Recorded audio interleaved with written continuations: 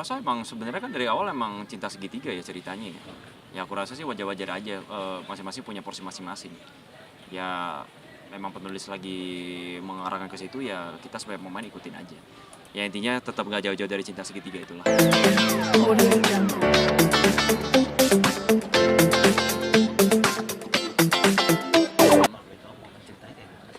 Enggak sih, itu bukan kejar-kejaran sih, sebenarnya lebih tepat siapa yang duluan bisa ngejemput Yasmin ke acara. Kan soalnya kan Romeo sama Rangga itu kan sama-sama bikin acara nih buat nyatain perasaan ke Yasmin. Jadi ya itu, tapi keduluan sama Rangga gitu. Jadi momen lu pada saat itu sebenarnya mau jemput Yasmin. Sebenarnya mau jemput Yasmin, cuma kan telat karena macet di jalan, jadi ya keduluan sama Rangga gitu. Tapi emang momen itu sebenarnya terlalu menegangkan juga buat penonton sehingga kayaknya begitu buat penasaran atau gimana sih Bang? Ya emang sengaja dibikin menegangkan sih, jadi penonton jadi menebak-nebak siapa duluan gitu. Tapi akhirnya lu nggak kejar, terangkan duluan yang ngambil. Akhirnya nggak kekejar. Jadi rencananya Romeo gagal. Tapi ketemu nggak pas sampai kafe? Nggak ketemu berarti. Udah sempet ngeliat, aduh gue juga lupa lagi. Udah sempet ngeliat ini si Rangga nembak kalau nggak salah. Tapi salah paham. Tapi salah paham. Tapi gue salah paham. Salah pahamnya gimana? Itu bukan nembak berarti ya? Ya Yasmin belum menerima sebenarnya. Cuman kan dari kejauhan ke Romeo ngeliat kirain udah terima. Nah, Bang kan banyak komentar negatif nih soal scene semalam nih, kayaknya ada Yasmin sama Rangga kayaknya berduaan terus tanpa Romeo gitu, bikin malah netizen kayaknya ya nggak usah ini harus momen yang jadian tapi malah Rangga terus scene-nya gitu. Komentar lu sendiri seperti apa? Aku rasa emang sebenarnya kan dari awal emang cinta segitiga ya ceritanya ya. Ya aku rasa sih wajar-wajar aja, masing-masing punya porsi masing-masing. Ya memang penulis lagi mengarahkan ke situ ya kita sebagai pemain ikutin aja. Ya intinya tetap gak jauh-jauh dari cinta segitiga itulah. Nah terkait terakhir Bang, terkait penulis nih Bang, banyak dia ngasih komentarnya justru lebih pro ke lu, kayaknya kalau penulisnya terlalu Yasmin kepada Rangga kayaknya nggak seru ya, harusnya sama Romeo kenapa sih harus seperti ini gitu. Sempat ada komentar masuk juga nggak sih Bang kalau seperti apa? Ya sekilas-sekilas sih ada sih, cuman kan balik lagi kan itu kan selera penonton ya. Ya aku sih nggak bisa komentar banyak lah soal komentar penonton itu sendiri juga. Intinya sih ya ikutin cerita, penulis maunya gimana, sutradara maunya gimana ya kita lakuin aja. Di lapangan ya kita eksekusi aja sebagus mungkin. Terakhir Bang, promonya Bang, jangan lupa saksikan. Oke, teman-teman jangan lupa untuk nonton Cinta Yasmin setiap hari jam 19.45 hanya di RCTI.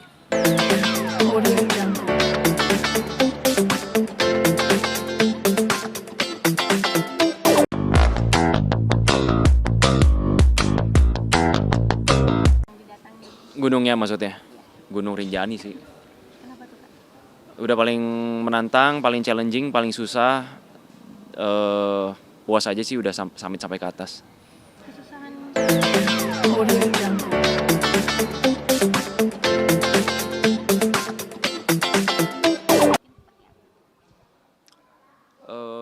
Dari waktu kapan ya? Waktu itu sebelum Covid sih emang udah nggak sering lah, beberapa kali naik gunung jadi ketagihan, apalagi pas Covid kan emang tempat-tempat rame, tempat-tempat yang tertutup agak dilarang kan. Waktu itu ada PPKM atau apalah istilah itu.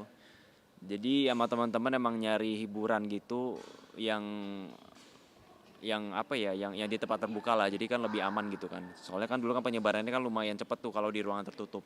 Jadi waktu itu cari hiburan yang bisa refreshing juga sekalian. Jadi hiking lah, jadi suka sampai sekarang.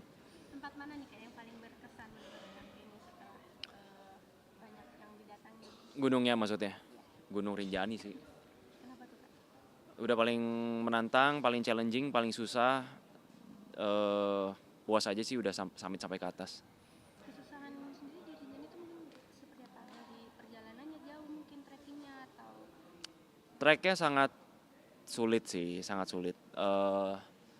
Ada namanya letter E. Letter E itu medannya itu sangat susah. Naik 3 langkah, kita turun lagi selangkah, naik 3 langkah, turun selangkah. Karena itu kalau nggak salah pasir deh. Itu pasir apa ya namanya? Pasir vulkanik atau pasir Malang nggak tahu. Cuman intinya itu licin. Dan setiap kali naik pasti akan ke bawah turun dulu selangkah, naik lagi turun. Seperti itu, sampai ke atas lah pokoknya. setelah gunung apa aja sih Kak yang udah Kakak datengin mungkin sejak dari Covid? Nggak banyak sih sebenarnya, Gunung Gede, Pangrango, Rinjani, Gunung Prau, Tambora, Batur, ya bener. Kayaknya cuma itu doang sih. Iya itu Terus doang. yang paling jauh dan yang apa namanya ada cerita yang menarik gitu Yang mana nih? dari semua gunung Sebenarnya sih yang paling struggling itu kemarin itu sebenarnya Tambora. Medannya itu sebenarnya sih nggak susah. Rinjani jauh lebih susah, cuman karena Tambora itu waktu itu aku naiknya itu pas setelah operasi ACL ligamen. Jadi setelah operasi 4 bulan pengen coba nguatin kaki nih, coba naik gunung deh Tambora gitu. Katanya sih treknya panjang, cuman nggak yang susah gitu. Cobain lah. Ya gimana ya, waktu itu kan emang kondisi kaki itu baru 4 bulan setelah operasi itu kan masih pemulihan, masih penguatan kembali kan. Jadi agak ketinggalan lah, teman-teman udah agak jauh, aku belakangan gitu. Susahnya sih di situ. ada pengen lagi nggak sih kak sekarang yang dituju gitu mau naik lagi walaupun sekarang masih syuting gitu ya Heeh. Ada teman udah ada wacana mau ke Kerinci atau enggak ke ini Merbabu. tapi belum tahu nih kapan kak Setelah syuting lah pasti. Kalau pas syuting nggak bisa. tapi pernah ngalamin hal-hal mitis gitu nggak sih kak waktu di gunung Hal-hal apa? Mitos? mistis Mistis enggak. Aku nggak percaya gituan sih, dan nggak pernah ngalamin, nggak bisa ngeliat, jadi aku fine fine aja. Aku nggak pernah mikir sampai ke situ.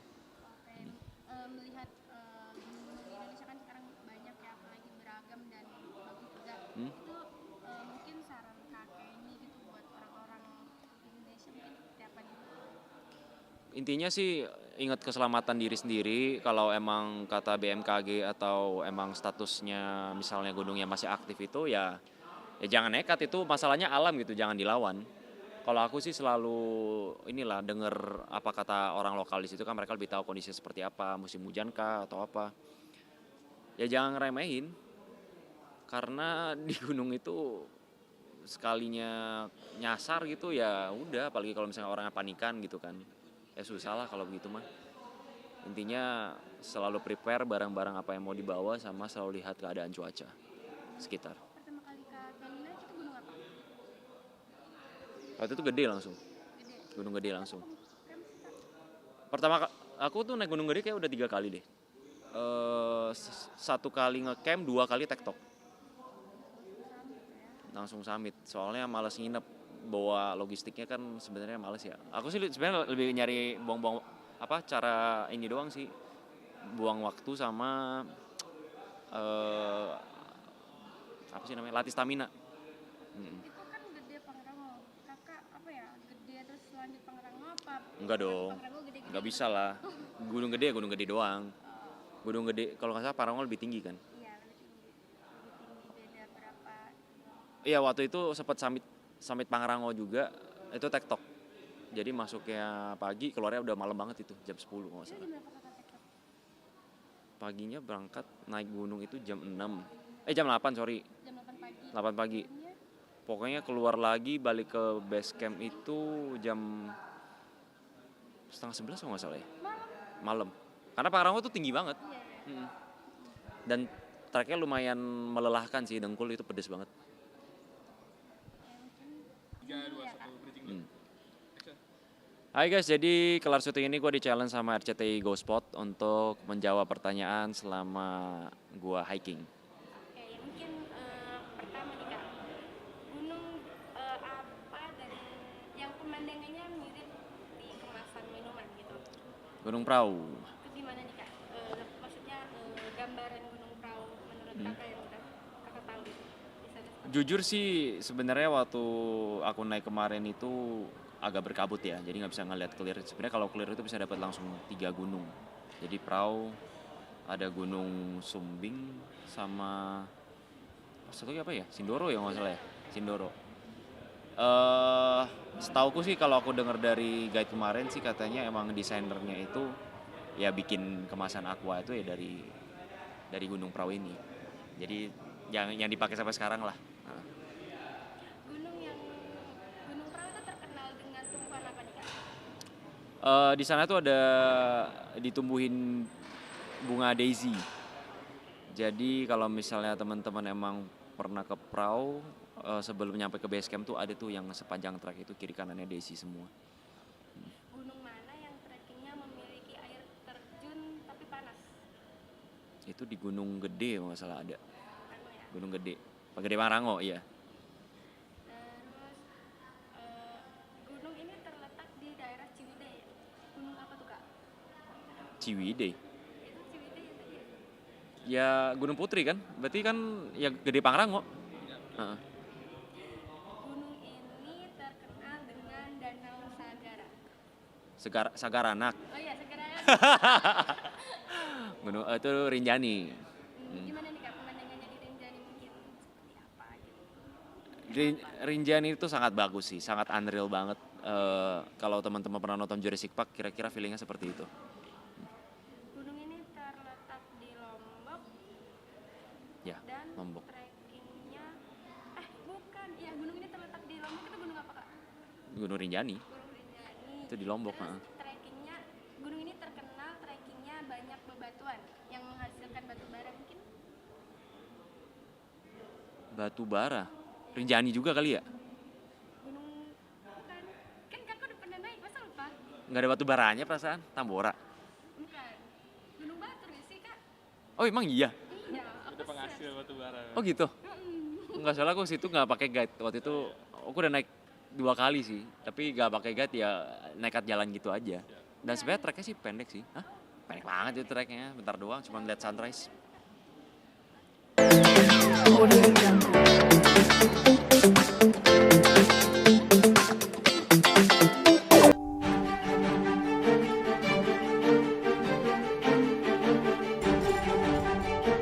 Selain itu, Rangga begitu murka dengan keromantisan Yasmin dan Romeo hingga akhirnya ia berencana jahat untuk memasukkan cairan ke dalam kopi Romeo. Dan benar saja Romeo yang tak menyangka jika kopi yang diminumnya mengandung obat tiba-tiba mengalami pusing saat mengendarai mobil bersama Yasmin. Alhasil keduanya pun mengalami kecelakaan. Kamu yang biasa bikin minuman untuk Romeo kan? Betul, Pak. Oke, gini. Saya mau minta tolong sama kamu. Tolong kamu masukkan bubuk ini ke dalam minumannya Romeo. Ini sebenarnya nggak berbahaya kok. Yang jelas tidak akan membuat Romeo jadi meninggal. Jadi Bapak nggak akan terkena masalah. Baik, Pak.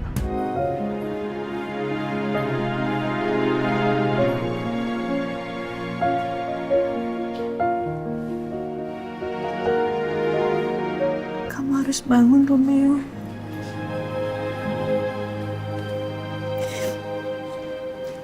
Aku khawatir banget sama kamu.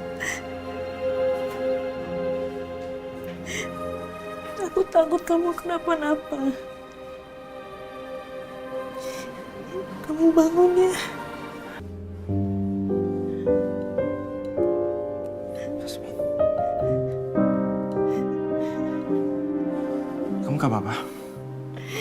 Aku gak kenapa-napa kok. Kamu dari tadi nungguin aku? Ya aku juga paham lah banyak netizen yang kayak apa ya ngasih masukan kayak ayo dong. Bukan gitu kayak apa sih kasih adegannya entah megang tangan lah apa gitu. Ya itu kan semuanya kan ada porsinya juga gitu. Nggak kayak Romeo bisa seenaknya physical touch gitu, apalagi kan belum ada status, belum ada apa-apa kan. Kasihan dong kalau misalnya belum ada status tapi dipegang-pegang cewek seperti itu. Tapi ada beberapa momen yang kalau emang misalnya Yasmin dalam bahaya itu kan mau nggak mau kan Romeo harus nyelamatin. Itu harus ada melibatkan kontak fisik juga. Nah yang seperti itu masih oke lah. Nggak bisa kayak tiap adegan tuh harus ada physical touch yang megang-megang gitu. Nggak, menurut aku sih nggak etis lah ya. Secara karakter Romeo dan Yasmin itu nanti jadi akan sedikit ada istilah loophole. Saat dirawat, Romeo justru bertemu dengan office boy yang menaruh obat suruhan Rangga. Dari situlah Romeo mulai menaruh dendam kepada Rangga. Namun sayangnya ketika bertemu, Rangga menepis tudingan Romeo hingga akhirnya keduanya terlibat perkelahian. Di saat yang sama, Yasmin yang melihat kejadian itu pun terpukul ketika melerai keduanya. Justru gue harus nanya lu kenapa? Kenapa lo tega ngelakuin itu? Gua nggak ngerti apa maksud. Lo jangan pura-pura gak ngerti. Gue udah tahu semuanya. Lu yang masukin obat ke minuman gue kan? Ternyata Romeo udah tahu lagi. Gue gak nyangka sama lo, Mas. Lo bisa ngelakuin hal serendah itu? Tujuan lo apa? Supaya lo kelihatan hebat di depan Yasmin. Supaya lo bisa dapetin Yasmin. Dokter Romeo kenapa marah banget ya? Ada masalah apa? Kok lo nuduh gua? Lo yang mabok, lo yang kecelakaan, kenapa lo nuduhnya gua? Lo udah ngebahain gue sama Yasmin, Mas. Lo ngerti nggak? Parangga udah. Kamu berdua, Papa tunggu di ruangan. Baskara tuh marah banget sebenarnya karena dua anaknya ini berantem cuma gara-gara perempuan. Dan kebetulan emang perempuan itu Yasmin gitu. Jadi menurut Baskara adalah kalian ini anak-anak dari keluarga terhormat. Kok bisa-bisanya kalian berantem? Udah tahu, Baskara tuh udah tahu mereka ini berdua lagi jatuh cinta. Dan tahu jatuh cinta sama satu orang. Dan si Yasmin itu. Melihat perselisihan antara kedua anaknya tersebut, Baskara yang merupakan pucuk pimpinan tertinggi di perusahaan membuat keputusan jika ia melarang anak-anaknya untuk mendekati Yasmin, apalagi sampai berniat berpacaran. Lantas benarkah sifat kekanak-kanakan Rangga membuat Baskara murka, apalagi perselisihan itu hanya untuk mendapatkan perhatian Yasmin? Kenapa kalian berantem di sini? Di mana harga diri kalian?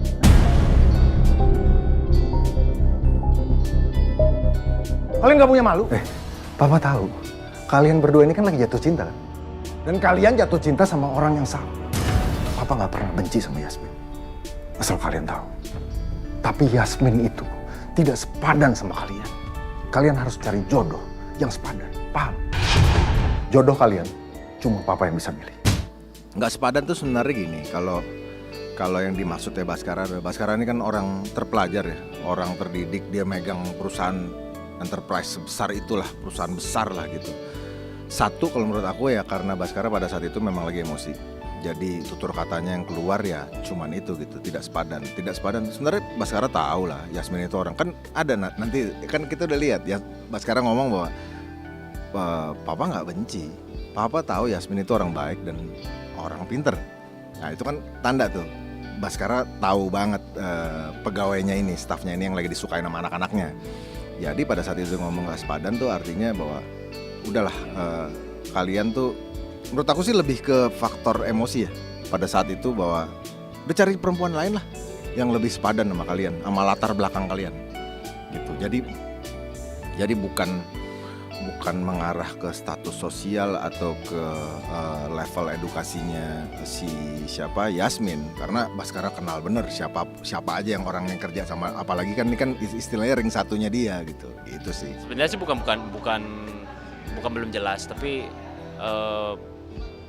namanya juga cerita ya. Maksudnya kan hubungan itu kan nggak ada yang instan juga, jadi harus dibangun. Apalagi kan kita harus paham ini tuh kan stripping, which is kita tayang tiap hari kan. Jadi progresnya itu mungkin sedikit demi sedikit gitu.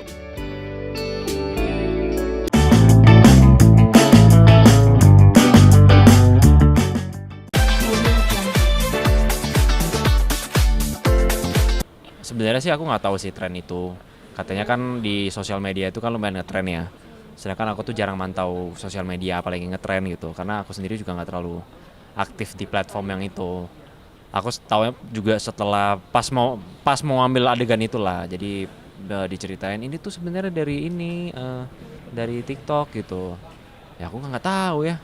Emang gimana ya gitulah, suruh gendong Amanda segala macem. Gak ada kesulitan apa-apa sih karena Amanda juga untungnya nggak berat gitu. Ya berarti itu sutradaranya yang jago berarti kan. Jadi dari angle, dari warna, dari background itu kan berarti semuanya udah diperhitungkan. Jadi ya hasilnya seperti itu. Berarti rapi itu gambarnya. Maksimal 2 kali lah, harusnya nggak lebih dari 2 kali kok waktu itu. Karena kan ada 3 ya, gendong, dia di belakang, habis itu satu lagi apa ya waktu itu ya? 3 kali kan ya kalau nggak salah. Satu lagi itu yang muter-muter ya, yang kita hadap-hadapan sambil muter. Enggak sih, nggak ulang-ulang sih take-nya. Ya senang lah, berarti kan mereka ketarik ke dalam cerita juga, hanyut dalam cerita. Kan emang itu yang tujuan kita sebenarnya untuk ngadain adegan seperti itu. Sebenarnya kan adegan itu sendiri juga terinspirasi dari tren kan. Ya kalau tren berarti kan ada yang baru nih. ya pasti buat aku tuh hal baru dan pertama kali ngelakuin. Kebakaran lah, itu agak ribet soalnya kan harus bener-bener acting di itu ya, api yang bener-bener nyala gitu dan asap itu lumayan nyesek. Nggak ada. Karena ada stand in juga kan, jadi yang buat gantiin kayak adegan yang berbahaya. Jadi aman lah, nggak ada masalah, nggak ada luka. Adegannya juga keambil sesuai dengan harapan. Waktu itu sama Yasmin, berdua sama Yasmin, kan nolongin Yasmin, dia kejebak di gedung. Tapi akhirnya kita berdua juga kejebak. Guys, jangan lupa nonton Cinta Yasmin setiap malam jam 19.45 hanya di RCTI.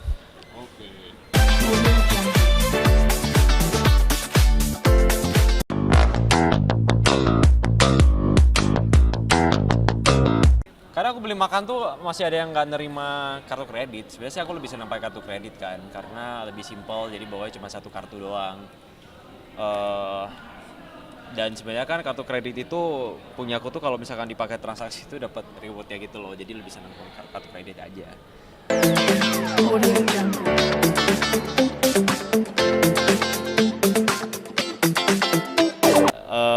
Itu persiapan sendirilah. Ya buat tacap-tacap kalau muka berminyak sebelum take, muka kan nggak boleh berminyak tuh, kalau nggak kan dikomplain. Ya itu harus disiapin lah dari rumah sama kertas minyak. Karena tipe kulit muka aku tuh yang berminyak soalnya. Boleh itu nggak sih kayak isi persiapan syutingnya sedikit? Sebenarnya sih nggak terlalu siapin apa-apa sih, kalau mau lihat aja orang nggak ada apa-apa. Tunjukin itu sama asisten aku tuh, kasih tunjuk. Kasih lihat Kak. Van, kasih. Revan. Ayo Kak Revan, ada apa aja Kak? Iya, Kak Revan ada apa aja Kak? Itu mah tasnya dia. Ini bawa kipas. Hah? Iya. Soalnya suka kepanasan anaknya. Kak Revan, yang Kak Kenny biasa bawa itu apa aja? Ini kalau ketinggalan Kak Revan diomelin. Orang barang-barang aku yang bawa semua. Gak ada rokok. Kagak ngerokok. Apa aja Kak? Gak ada barang terlarang kan gua bawa. Nah. Apaan aja tuh Kak? Kasih tau Kak. Kak Kenny apa nih? Itu AirPods biasa lah ya. Kalau buat nonton, denger lagu, pakai itu kan lebih afdol. Karena kadang di lokasi itu berisik. Apa sih? Dompet, udah pasti. Kotak kacamata buat naruh kacamata. Nah, itu dompetnya dong boleh nggak? Hah? Dompet? Boleh nggak? Bawa KTP nggak sih atau bawa apa gitu? Bawa, cuman jangan lantar jadi itu data buat pinjol lagi. Nih ATM, kartu kredit, kartu debit, kartu game, cash, bawa dong. Emergency harus ada lah duit cash. Biasa buat apa Kak kalau biasanya kan orang sekarang udah online kan, udah scan atau apa gitu. Karena aku beli makan tuh masih ada yang nggak nerima kartu kredit. Sebenarnya sih aku lebih senang pakai kartu kredit kan, karena lebih simpel, jadi bawanya cuma satu kartu doang. Dan sebenarnya kan kartu kredit itu punya aku tuh kalau misalkan dipakai transaksi itu dapat rewardnya gitu loh, jadi lebih senang pakai kartu kredit aja. Dapat poin lah gitu. Sama apalagi ya? Nggak ada lagi sih, udah itu doang. Kunci rumah, kunci mobil, charger, itu doang sih. Nggak ada yang nggak bisa nyetir. Aku nyetir sendiri. Karena emang aku juga nggak suka disetirin juga sih. Jadi lebih prefer nyetir sendiri, lebih safe aja rasanya. Nah kalau bawa kipas nih spesial banget, biasanya orang banyak kecil. Kalau yang kecil nggak nampol buat aku, yang kayak gini baru mempan. Biasanya kalau minta kipas sama Kak Revan gimana Kak? Enggak sih, dia udah sadar sendiri sih kalau udah keringetan mulu minta tisu, dia langsung nyalain kipas. Inisiatif. Boleh dong nyalain kipasnya. Kayaknya segede ini. Deketan dong, maksudnya jauh ya, kayak musuhan. Tapi lagi nggak panas, masuk angin ntar.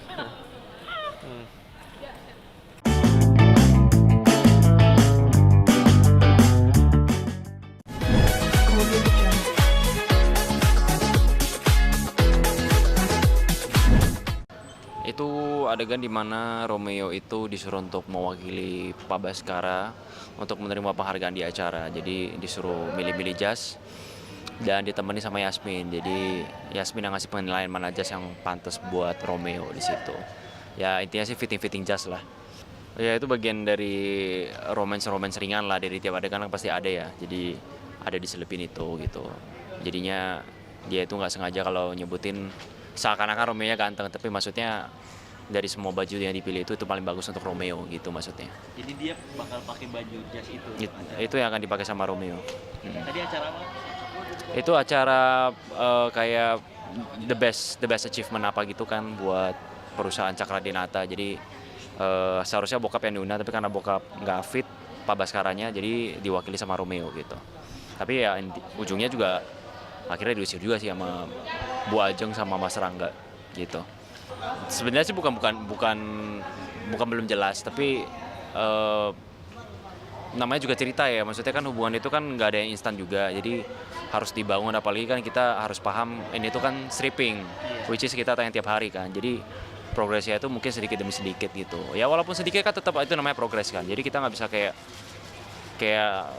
dari 1 langsung ke 10, ya kita harus pelan-pelan lah, 1, 2, 3, 4 gitu. Jadi ya aku juga paham lah banyak netizen yang kayak apa ya, ngasih masukan kayak ayo dong, Jangan pacaran di belakang. bukan gitu, kayak apa sih, kasih adegannya entah megang tangan lah apa gitu. Ya itu kan semuanya kan ada porsinya juga gitu, nggak kayak Romeo bisa seenaknya physical touch gitu, apalagi kan belum ada status, belum ada apa-apa kan. Kasihan dong kalau misalnya belum ada status tapi dipegang-pegang ceweknya kan, seperti itu. Tapi ada beberapa momen yang kalau emang misalnya Yasmin dalam bahaya, itu kan mau nggak mau kan Romeo harus nyelamatin, itu harus ada melibatkan kontak fisik juga. Nah yang seperti itu masih oke lah, nggak bisa kayak dia pada gantung harus ada physical touch-nya lah, entah megang-megang gitu. Nggak, menurut aku sih nggak etis lah ya. Secara karakter Romeo dan Yasmin itu nanti jadi akan sedikit ada istilah loophole-nya gitu lah. Oh banyak pasti. Pastilah. Ada pro kontranya juga kok. Tapi sejauh ini untungnya sih kalau yang aku pantau, yang pro-nya sih lebih banyak sih.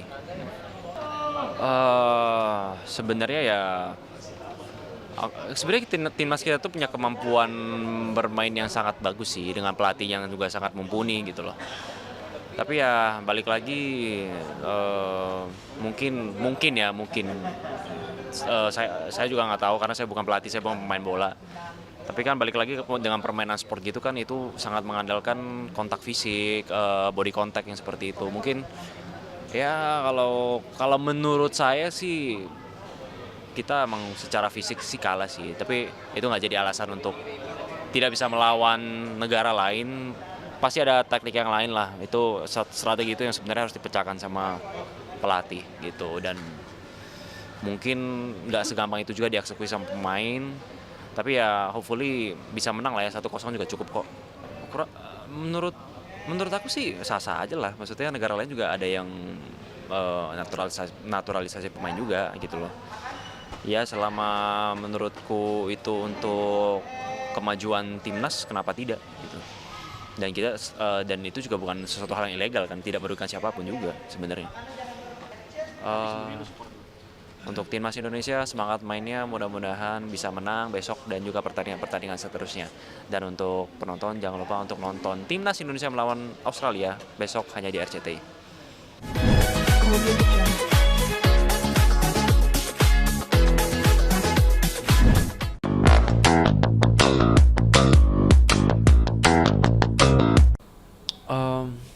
Kebetulan sama pemain lain belum pernah kerja bareng, belum pernah sejudul bareng, kecuali sama Manda. Dulu udah pernah. Cara bangun chemistry-nya sih ya ngobrol aja sih. Jadi kalau break makan siang atau apa, ngumpul bareng, ngobrol, bercanda. Lebih ke arah situ aja sih.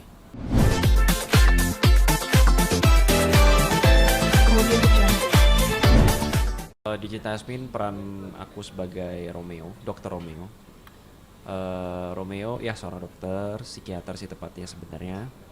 Orangnya caring, dewasa, bijaksana, penyayang. Dan dari kecil tuh sebenarnya dia udah ditinggalkan sama kedua orang tuanya. Dan dia dibesarkan oleh keluarga Cakradinata. Jadi Romeo sebenarnya anak angkatnya Pak Baskara sama Ibu Ajeng. Di sini perannya sebagai dokter jadi ya. Sebagai dokter. Ketemu sama Yasmin. Ketemu sama Yasmin itu backgroundnya maksudnya? Ya maksudnya seperti apa ketemunya? Asal usulnya berarti kan? Bisa kenal sama Yasmin itu karena selama ibunya ada trauma gangguan mental, yang ngerawat itu Dr. Romeo. Jadi Tante Ratih itu pasiennya Dokter Romeo, dan Dokter Romeo kenal sama Yasmin, dekat sama Yasmin karena udah ngerawat Tante Ratih selama 3 tahun. Jadi dari situ asal usulnya. Di situ benih-benih cinta muncul. Awal ya, ya sih. Tapi ya sejauh ini sih masih yang cinta bertepuk sebelah tangan. Nah. Oke. Kesulitannya apa sih memerankan Dokter Romeo ya di sinetron Cinta Yasmin? Nggak ada tantangan atau maksudnya bagian berat yang terlalu gimana-gimana. Semuanya masih bisa dijalankan dengan baik lah. Tapi mungkin pembawaan seorang dokter, cara penyampaian, istilah-istilah medis gitu yang mungkin harus diperhatikan. Oh gitu ya. Jadi banyak harus belajar tentang istilah medis lah ya. Iya, penyebutannya gitu-gitu kan takutnya kan salah nyebut, jadinya ya jadi bahan olok netizen lah misalnya gitu. Itu yang harus diperhatikan. Ngebangun chemistry sama pemain ini kayak Amanda Manopo, terus sama Zegwin, terus sama Lea ya. Udah mungkin sebelumnya ada yang udah pernah adu acting bareng gak sih? Terus ngebangun chemistry-nya di sini seperti apa? Kebetulan sama pemain lain belum pernah kerja bareng, belum pernah sejudul bareng kecuali sama Manda. Manda ya. Dulu udah pernah. Cara bangun chemistry-nya sih ya ngobrol aja sih. Jadi kalau break makan siang atau apa ngumpul bareng, ngobrol, bercanda. Lebih ke arah situ aja sih. Karena judul Cinta Yasmin ini kemarin juga tayangnya bisa dibilang lumayan mendadak dengan persiapan yang sangat-sangat singkat, bisa dibilang seperti itu. Jadi belum ada free time untuk kumpul bareng. Jadi ngumpulnya selalu di lokasi. Keluargaannya tapi di sini seperti apa? Mungkin sesama pemain gitu. Oke-oke aja sih. Jadi suasana kerja juga sangat enak, semua pemain profesional. Datang sesuai callingannya masing-masing. Jadi lingkungan kerja juga sangat-sangat sehat. Ya. Mungkin progresnya sejauh ini seperti apa mungkin tayangannya? Udah banyak ada fansnya atau seperti apa yang nonton? Kalau yang saya lihat respon penonton sih mayoritas pada ke arah yang lebih positif ya. Dan ya saya lihat juga ada beberapa kayak fanbase gitu. Dari fans yang mana juga, mungkin dari pendukungnya aku juga. Well, sejauh ini sih cerita sangat-sangat bergulir dengan cepat ya. Jadi nggak ada dragging, nggak ada part-part yang membosankan. Jadi ceritanya benar-benar pace-nya tuh sangat cepat. Buktinya di episode mungkin sekitar ke-8 ke-9 aja itu ada 2 karakter yang udah meninggal. Gitu. Jadi tidak ada part yang bertele-tele. Ini kamu kan ada actingnya sama Amanda ya. Berarti di luar ini, di luar tag harus sering banyak-banyak ngobrol nggak sih buat ini chemistry gitu? Pasti. Karakter gitu. Pasti. Lebih ke bercanda sih. Jadi lebih tahu dia personalnya seperti apa. Jadi pas eksekusi, pas acting itu nggak canggung gitu. Karena kalau aku pribadi kalau belum kenal sama seseorang untuk langsung actingnya misalnya kayak scene romance gitu, buatku tuh kayak bermain sendiri aja gitu, nggak menyatu dengan lawan main. Jadi menurutku itu sangat penting. Pesan moral yang kamu tangkap dari sinetron ini yang bisa dibagi ke masyarakat apa sih Kak? Yang istilahnya menarik itu? Udah pasti mengenai orang tua ya. Selagi orang tua masih ada kita harus terus berbakti, kita harus sayang sama orang tua, membahagiakan orang tua, bikin bangga sama orang tua. Karena ya hidup ini singkat lah. Jangan sampai udah kehilangan kita baru menyesal. Boleh promo saksikan apa namanya Cinta Yasmin. Semuanya jangan lupa untuk nonton serial Cinta Yasmin setiap hari jam 8 malam hanya di RCTI. Kak, boleh tanggapan soal selebgram yang ada ya? Tanggapan? Apa ya?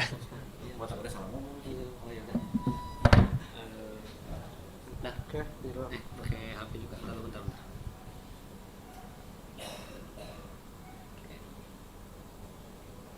Dah. Ya. Oke. Tanggapannya seperti apa Kak? Mungkin ya tadi ada yang selebgram di KDRT oleh suaminya. Yang pasti turut prihatin dengan kejadian seperti itu. Mudah-mudahan cepat selesai dan pelakunya bisa diadili dengan seadil-adilnya, dan korban pastinya akan merasa trauma. Yang mudah-mudahan sih bisa cepat move on, semuanya bisa baik-baik aja dan selesai dengan baik-baik lah. Intinya seperti itu. miris banget ketika melihat sampai dipukul namanya wanita ya maksudnya.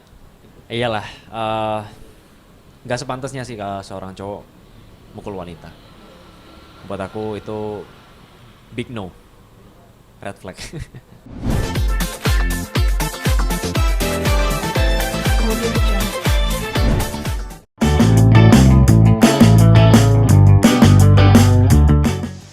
Referensi aku lebih prefer ya Korean sih, karena seperti yang pernah aku mention, muka aku type-nya Asian look, jadi ngikutin yang look ya Korea itu lebih masuk lah untuk Asian look, yang Oriental look.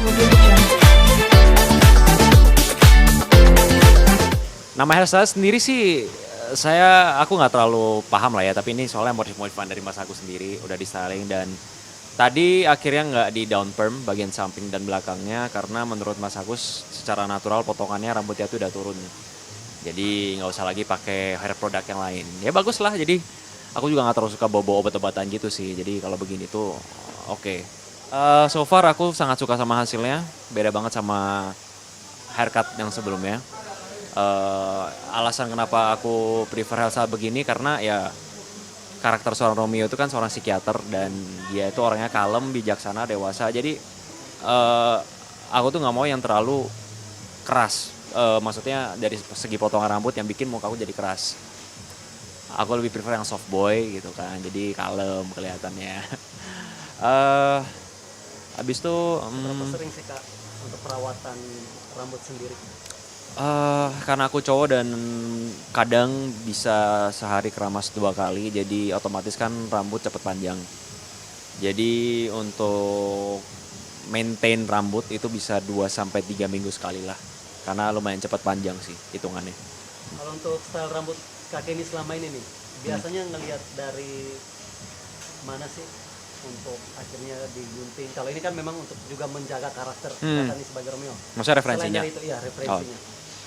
Referensi aku lebih prefer ya Korean sih, karena seperti yang pernah aku mention, muka aku type-nya Asian look, jadi ngikutin yang look ya Korea itu lebih masuk lah untuk Asian look, yang Oriental look gitu. Oke, kita closing. Kita closing. Oke, jadi inilah hasil dari potongan rambut baru dari seorang Romeo. Jadi kalau teman-teman penonton setia Cinta Yasmin mau lihat rambut seperti ini, mungkin tayangan 1 hari atau 2 hari lagi aku udah akan seperti ini potongannya. Jadi jangan lupa untuk nonton terus Cinta Yasmin setiap hari jam 7.45 hanya di RCTI.